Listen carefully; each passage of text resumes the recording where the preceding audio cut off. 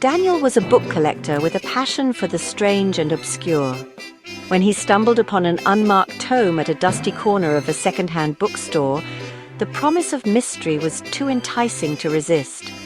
The book had no title, no author, just a black leather cover and pages that shimmered faintly under light. That night, Daniel opened the book in his dimly lit study. The first page was blank. As he flipped through, a sudden jolt of energy surged through him and his vision blurred. When he opened his eyes, he was no longer in his study. He was inside the book. The world was an endless library of towering shelves that stretched into darkness. Each shelf contained books identical to the one he had opened. The air smelled of old parchment and ink, and a faint, eerie whispering echoed around him, though he saw no one. Voice, OS, help me! Daniel spun around. There was no one there, but a book fell from the shelf, its pages fluttering open. Inside, a moving image showed a man banging on an invisible wall. Man in book. Help me! The man screamed again, staring directly at Daniel before vanishing. Panic set in as Daniel realized he wasn't alone, but that was no comfort. The shelves began shifting, closing in, their edges sharp as knives.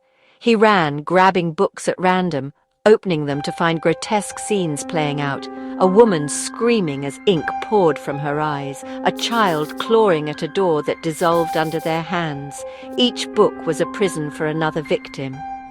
The whispers grew louder, repeating one phrase, "Find the ink, escape the page." Desperation clawed at him as he explored the labyrinthine library. He began to notice that the ink from certain books bled through the pages, forming dark trails. Following one, he found a twisted fountain where ink bubbled thick and black.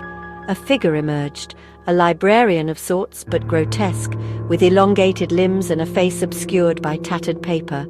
"Librarian, you've come to write your ending," it croaked, offering him a quill made from bone.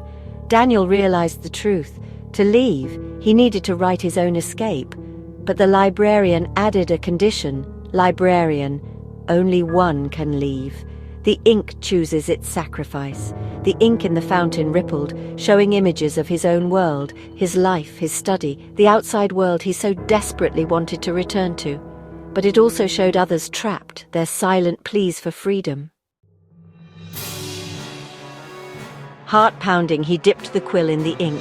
He began to write furiously, detailing his escape, ignoring the cries of the imprisoned around him. As he finished, the world began to collapse. The shelves toppled and the pages of every book burned, their victims screaming as they were consumed. Daniel woke up back in his study, gasping for air. The book sat closed before him, but now faint words had appeared on the cover, the eternal page. He opened it, and the first image was of himself, staring out, mouth open in a silent scream.